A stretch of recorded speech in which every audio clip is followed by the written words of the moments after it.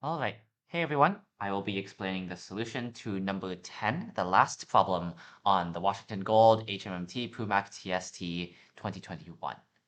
So let's get started by just reading the problem and understanding what it says.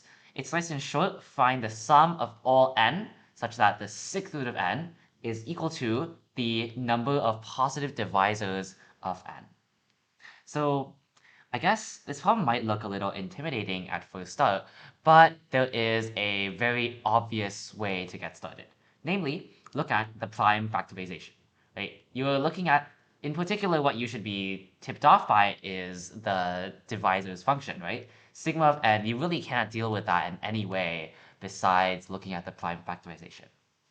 So before doing this, let's make a trivial observation that n must be a perfect sixth power, right? Because sigma of n is the number of divisors. It's definitely an integer, which means that sixth root of n is an integer.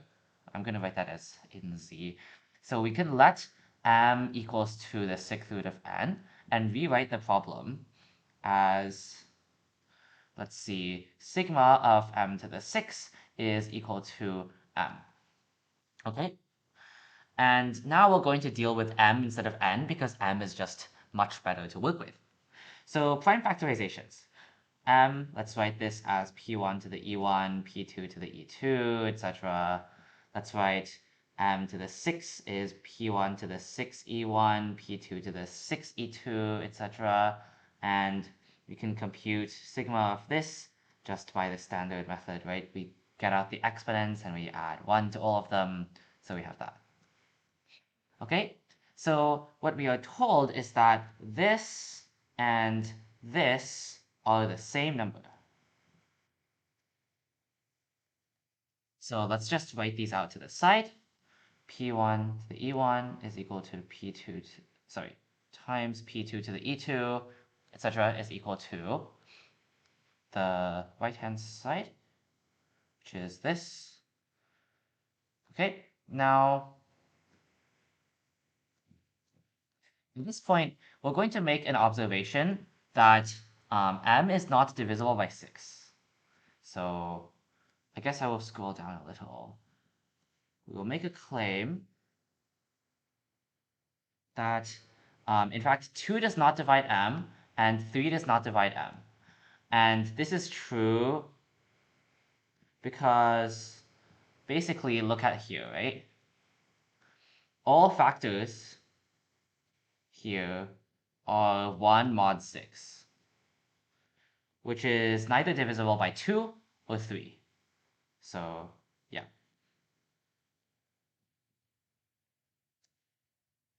Okay, so now we know that all of the pi, what this implies is that all of the pi are larger than or equal to 5, right? Because we know that the pi are primes, and they are not 2, and they are not 3.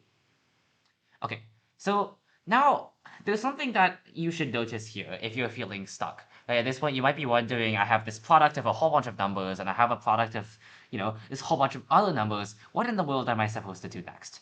And the observation you should make is that this side is big, and this side is small.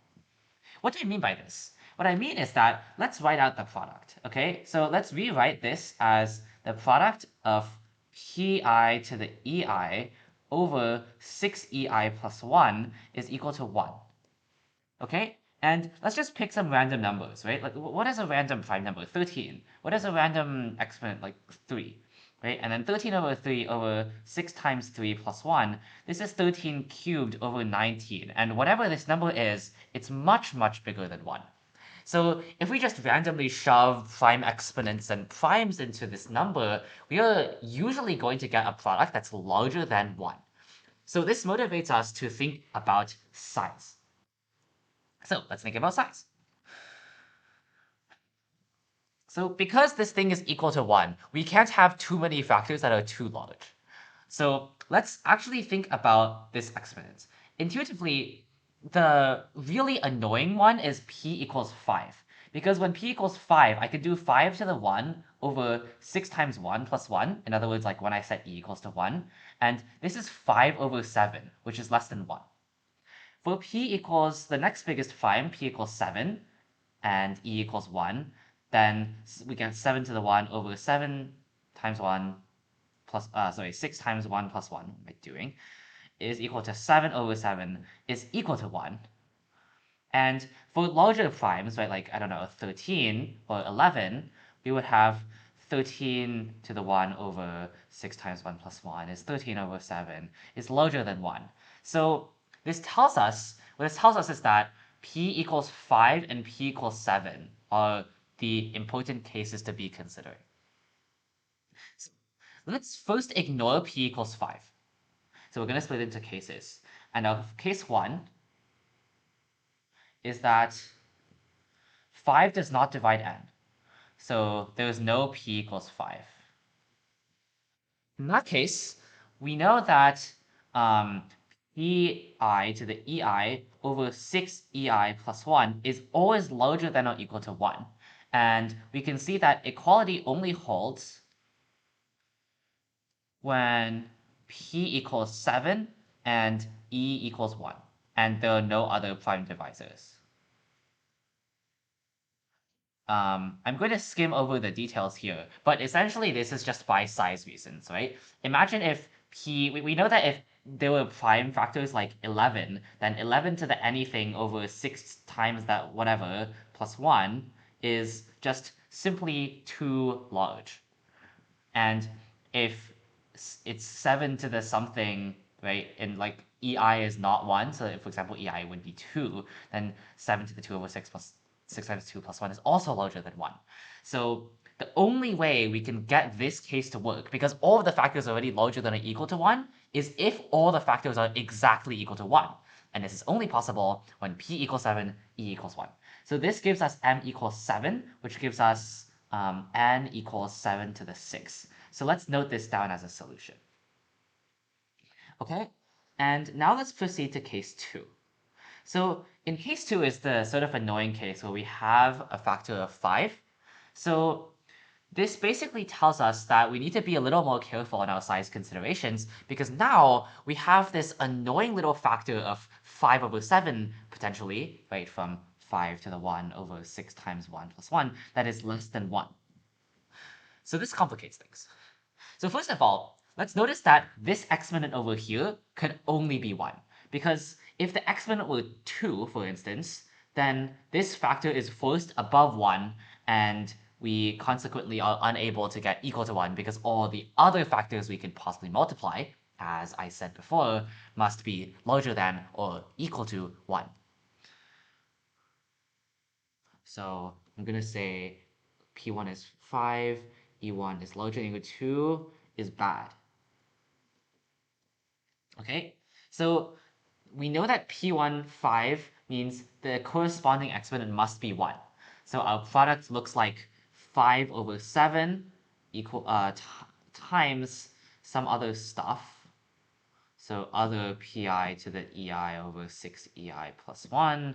And we know this is equal to 1 now. But here's the thing, right? The thing is that there is a 7 here. How are you possibly going to cancel out the 7? The only way you can cancel out the 7 is by having a 7 over here. So one of our so let's say another one of our primes, let's call it p2, is going to be 7. So let's write this as 5 over 7 times 7 to the e2 over 6e2 plus 1 times the product of other pi to the ei over 6ei plus 1 is equal to 1. And what if e2 is 1? Then this would be 7 over 7, which is 1.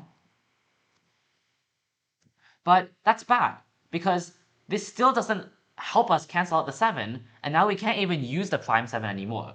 This tells us that e2 is at least 2.